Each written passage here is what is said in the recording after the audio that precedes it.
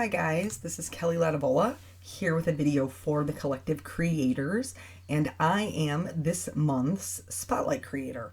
And the company that I'm using, which is the Spotlight company, is Neat Tangled. And today I'm going to be using Grateful Heart and Typed Sentiments. So just these two sets. You could use anything that you had, different flower sets that they have, or different sentiments, whatever kind of strikes your fancy.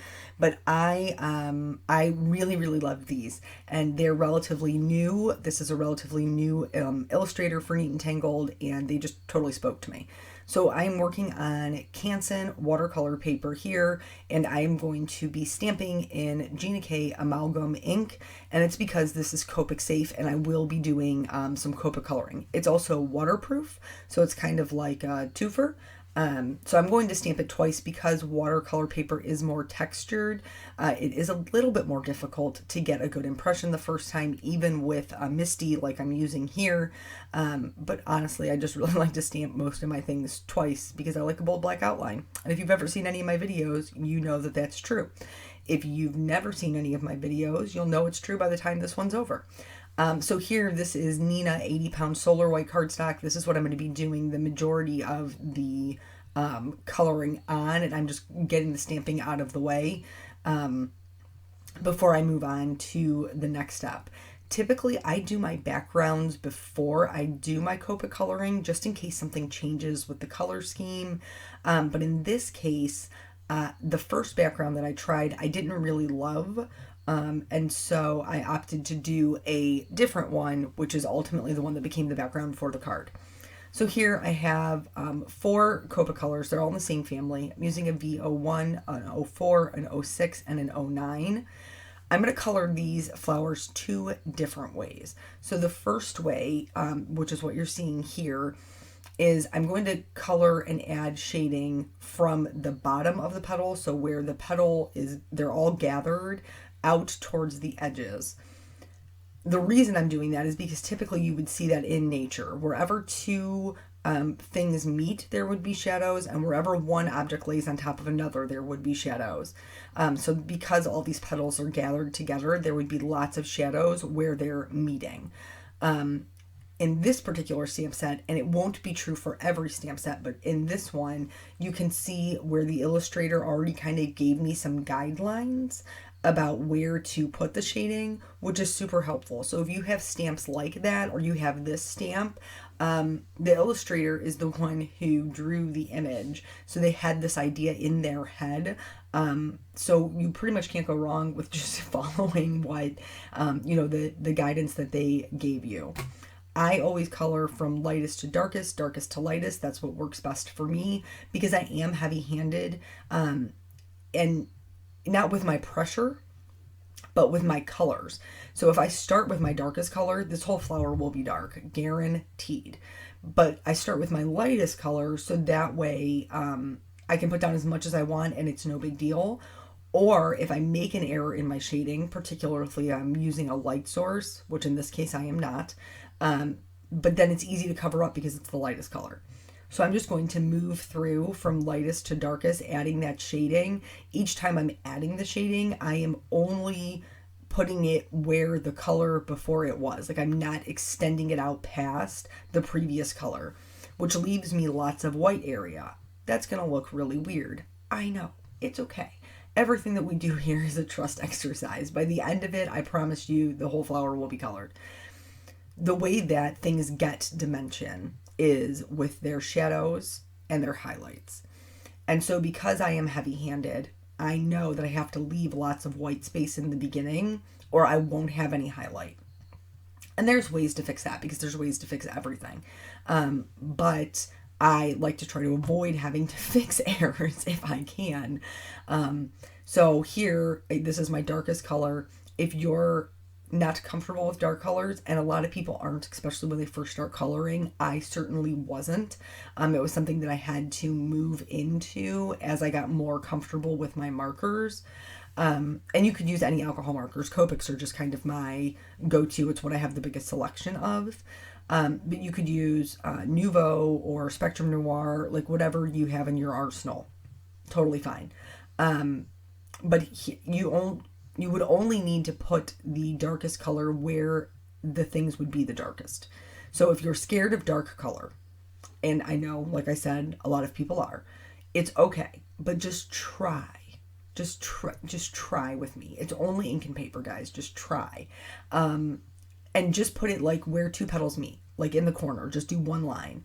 And you will see that even by doing that one line, it makes such a huge difference in the depth and the dimension that you can get from your coloring. Just that one little line. So when I color, I hold the marker so that I'm just coloring with just the tip of the marker, which is ideal for control of how much pigment you're putting down. Now that we're moving back out towards the lightest color, you can see that I'm starting to fill in more of the flower, but I'm still going to leave the edges the lightest color. So right now they're white, but they will be the lightest color. And that's going to give me the separation of the petals so that it doesn't look like one just big blob. So just going through there. Now Copics are transparent, so if you put a lighter color over a darker color, it will lift some of the pigment, and that's how it helps blend it. That's why Copics blend so well. So I don't just do my edges. I typically go over all of the coloring in the petal. And then this is the first way to color it. That way right there. And there's nothing wrong with that way. However, if you are more experienced or you are looking to kind of up your game a little bit, and if you noticed at the top of the petals, there were also lines. So you can also add shading to those. Now this does require a little bit more control of your marker, but it's a way to kind of practice to get better. Because don't compare, okay, this is, if you watch my YouTube videos, you've heard this before. And if you have not watched my YouTube videos, then I'm going to say it because you need to know. Don't compare your coloring to my coloring.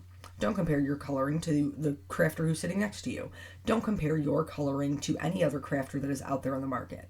Compare your coloring on Tuesday to your coloring from Monday. That is the best advice that I can give you, because you're not going to color like me, and I'm not going to color like you, and we're not going to color like her or him or whomever. It's all based on your own practice and your own personal strides. That's what it comes down to. So there are times where, and it's hard. I mean, life is just general and hard. It's not to, to compare yourself to people, whether that be the job that you have or your home or your clothes or the way that you look or how you are as a parent or just whatever. I mean, that's just life. And it's hard not to do that, but comparison is the thief of joy, guys. So if you are just comparing your coloring to other people's, you're always going to feel like you fall short because there's always going to be somebody who's better. There's a million people out there who are better at it than I am, but I don't let that stop me from coloring. It's something that brings me joy and makes me happy, and then I can give these cards out if I ever remember to mail anything. I'm not gonna lie to you, I never mail anything, nothing. I have a big box of cards just chilling here, which I'm hoping to give away to people, but nonetheless, but that joy isn't worthless, guys. If it makes you happy while you're making it, that's something, and it's something that's worthwhile. It's worth doing. Even at the end of the day, if you're like, well, this could be better, then great. When you know better, you do better. And that's how we live life, right? That's just how we make it through. So, anywho, with this particular flower, I am adding shading to both the top and the bottom. So the bottom petals, just like I did before, and then the top petals, but not as much. I'm being much more strict about where I put the coloring because I'm really just trying to accent the lines that are already there. Now, I didn't do all of the lines from the outside petal in, like the outside of the petal in, with the darkest color. I switched it up. There were some that I added in with other colors just for some color variation. But this is something that really will make that flower pop. It gives it tons of dimension. It gives it tons of texture, which in real life, that's how flowers look. So if you're looking for more realistic, that would be the way to go. If you're not looking for realistic coloring, you could literally just fill these in. and it would still be pretty. You can get good blending or a pretty look with just one or two colors. I just prefer a more realistic look, which is why I use the 4 colors. And you can see, like, as we're progressing through this, the flowers start, it does look strange or weird because we have all of that white space. But once you make it back out to your midtones, so for me, that's a VO4 and a VO6, it will start to fill in and it will look less strange. Now, when I do my lightest color on this one, I'm more just going to kind of flick it over the top of what's already colored, because I don't want to pull up too much of that darkness. Now, you may be saying to yourself, Kelly, you have 2 flowers that are going to look totally different. It's not totally different. Let's be honest. I mean, it's not like I've colored them completely outrageously different. Just use 2 different techniques. That's all. There is a way to make them look the same, and I will show you that, but I am going to speed it up a little bit because we've already done it here in, you know, the real time for you to see what that looks like. So when I flip it over, you can see the bottom right one to the top left one, and you can decide which specific type of coloring is more for you. The bottom one is a little bit darker. If you like a lighter color flower, then that's cool. Do the one up top. So I want them to look the same because I'm very matchy-matchy. I have problems. Like, my fingernail polish has to match my toenail polish, my shirts, and like I'm just very matchy-matchy. I can't stop myself. It's a sickness, and there's no cure. But here, so I am going to go in and add that shading back to the top just so they match a little bit better and look like they're part of the same flower branch or plant or, you know, what have you. It's not going to be perfect because nothing's perfect. That's a fallacy. But I am going to just do that so that they look like they belong. From here, there are centers of these flowers. Now, I am using yellow. Again, this is a trust exercise because you're going to say to yourself, Kelly, purple and yellow are complementary colors. And complementary colors are opposites on the color wheel. And if you mix them together, you will get brown. And you are correct. Very good job. But because these are more golden yellows, it's not the same. Also because my violets are more pink. So that's not something I'm super worried about. It doesn't make brown. It still does look yellow, and I just went right over the top. Now, I didn't take my darkest colors into the center of the flower, to be fair, but I do like color variation. So now here we are here. I've brought in some RVs. And I'm just going to pick a few select petals to add a little bit of shading to with my RVO2, which is a lighter pink, and then a few select petals to add some shading to with my RVO4, which is a much brighter, like a hot pink. It's actually my favorite pink of all the Copics, honestly. And that's just going to kind of make it look a little bit different, a little bit unique. So it has this color variation. And you don't have to use pink. You could do this with blue. You could do this with red, but I would err more on a cooler red, which basically just means it has blue undertones versus a tomato red, which has orange undertones, because orange and purple aren't going to make friends that great either. But this is just something that you can do, and if you use any of what they call analogous colors, so colors that are next to each other on the color wheel, like 3, so in this case it would be like a red, violet, a violet, a red, violet, and a red. You could get away with using all 3 of those because they're next to each other on the color wheel, and they'll all blend really nicely. So here's this outline. I told you all in the beginning, I love a bold black outline. I do. It's the truth. We've been in a relationship for a very long time, almost long as Blue's been my boyfriend, quite honestly. And I just do, and to me it makes the coloring stand out so much more. It's not necessary. Some people have asked me in the past, why don't you just stamp it again with your Misty? You totally can. That is an option. I like doing the outlining. And then I just added a couple of little white accent dots to the inside of the flowers, and then I'm going to fussy cut them out. First things first, with fussy cutting, you want to make sure you cut them into smaller pieces so that your scissors aren't tearing or pulling at the paper. Next thing, you want to hold the paper in your non-dominant hand, scissors in your dominant hand. So I'm right-handed, I hold the scissors in the right, I move the papers with the left. This will get you a much, much smoother cut. And then once I am done cutting out all of the flowers, I'm going to use a Memento Tuxedo black marker. This is a non-alcohol marker. This is water-based because I don't want it to bleed into the rest of my coloring. And I'm going to use that from the backside in case my marker slips. I don't want to ruin all this coloring I've just done, right? Because I'm lazy and also I'd be mad. And I'm just going to go around the edges. So now here's the background. We're going to use some Distress Oxides. You could totally use Distress Inks. You could use any other watercolors that you have. Zig Clean color markers, the Achiza color markers. And then I've also pulled out some Perfect Pearls because they're kind of my go-to, honest. I am going to smush these down on my craft mat, and then I'm going to use the larger of the two brushes. This is a number 8 round brush from the Silver Brush Company, and I'm going to just put down clear water. If you've never watercolored before, you want to definitely make sure you're using the right kind of paper. So watercolor paper, it's meant to be thicker and for the water and the pigment to sit on top so that they flow really pretty. I'm just randomly going to put down color, guys. All of the colors that I picked worked really well together. There wasn't any that I had to worry about mixing weird or anything like that. So I'm just going to drop in some color wherever I want. Wherever you put the water is where the pigment will flow.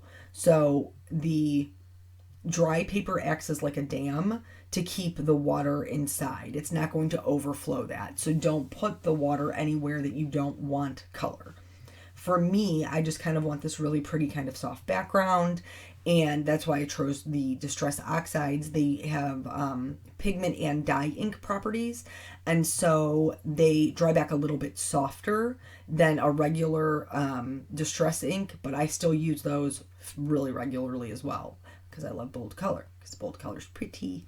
But anyway, so I'm just using a paper towel to blot up any of the extra moisture from the water sitting on top, since I am using such a large brush. It does hold a lot of water.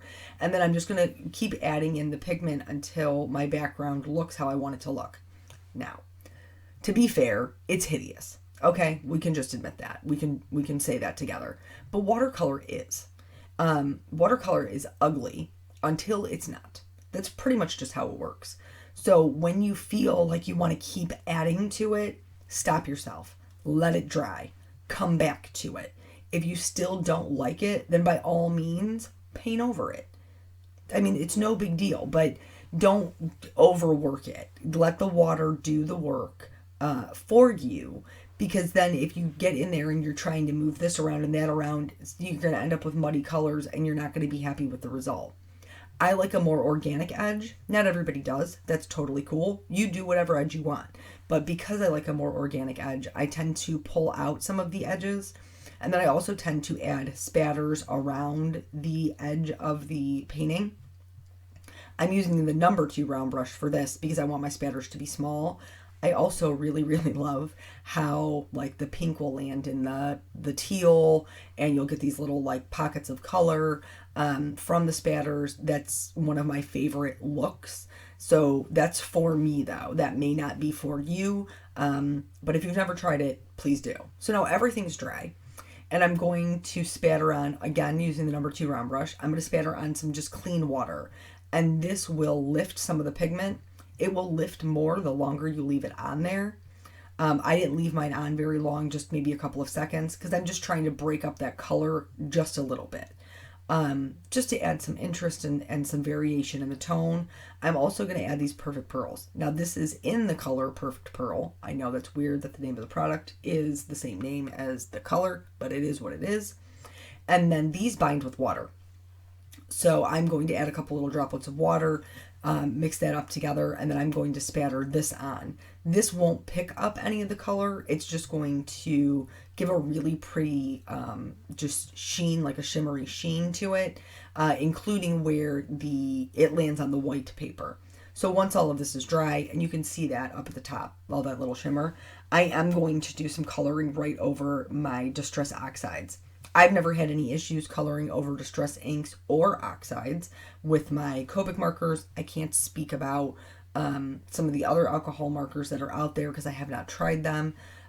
So maybe, give it a test run. Here I've just picked some blue greens because that's kind of what I got going on in the background, and I'm just doing a little bit of shading. You might be saying to yourself, Kelly, you're starting with your darkest color and you said you don't do that. And again, you're correct. However, because there's such a small area here and they blend so easily on top of the Distress Oxides, I didn't feel the need to start with my lightest color. I knew that I could get it done in one just dark color, medium color, light color, and it would blend really well. Smaller objects are always easier to color as far as getting a good blend. I'm doing the same thing with the outline, but I'm just outlining the leaves because that's the only part you're going to see. Here I'm going to add some foam tape on top of my flowers that I've already, fussy cut out, to add them on top of the background. So the leaves will be one layer and then the flowers will be popped up on top. Just kind of a fun way to get a little bit more dimension out of your stamps versus popping up the whole thing. This kind of splits the images into two parts. Just so, I don't know, I think it's kind of just fun and different, and because I do so much coloring, sometimes I got to come up with ways to make it fun and different. That's the truth. So here I'm just lining them up with the pre-stamped image that I already have on there, and then I'm going to set that aside while I work on the sentiment.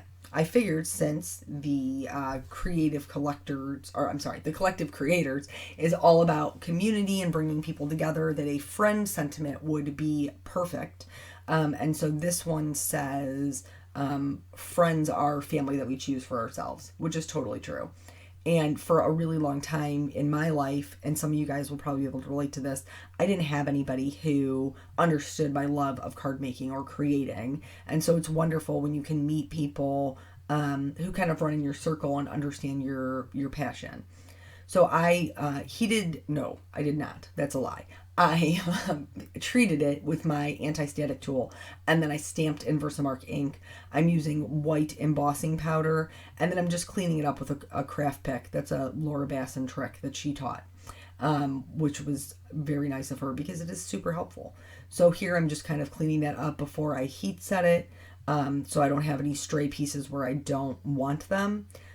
I always start my heat gun beforehand, so there's minimal warping of my paper. So that had been running the entire time that I was doing all of my stamping of the sentiment. And then I'm just going to trim this. This is just navy cardstock. I know I told you I was such a huge proponent of the black outline, but with the color scheme that I had in the background, I thought navy would be really, really pretty to go with that. So I'm just going to trim it into a little teeny tiny label. I am going to pop this up on some foam tape as well because it's going to overlap my flower a little bit. I'm putting all the foam tape on one side, and then I'm just going to put a little dab of the Tombow Mono multi-glue on the other side so that it'll adhere flat to the flower part that it's overlapping. This felt a little disconnected for me, the design of it. So in order to tie everything together, I'm going to add a couple of clear sequins, also from Neat Tangled, and then to do that, I am using the Distress Collage Medium. You can also use the Multi-Medium Matte. They both dry matte. So you don't have to worry about like any shiny parts sticking through underneath your sequins. Once I had those down, I really like to go back in with glossy accents and just fill in the sequins. This makes sure that they stay in place through the mail, and it adds just like an extra little gloss. Speaking of gloss, I'm going to use a clear glitter marker. This one is from Nuvo, but they also have the clear Wink Stella I use all the time. Both of those are great ones to use, and I'm just going to add a coat of shimmer all over the flowers, and then that's it. That's the whole video. So I hope you found something here between the background or the coloring that you can take with you in your creating and give it a try. Thank you guys so much for joining me, and to Mary, Courtney, and Jen for inviting me. And that's it. Thanks so much, guys. Bye.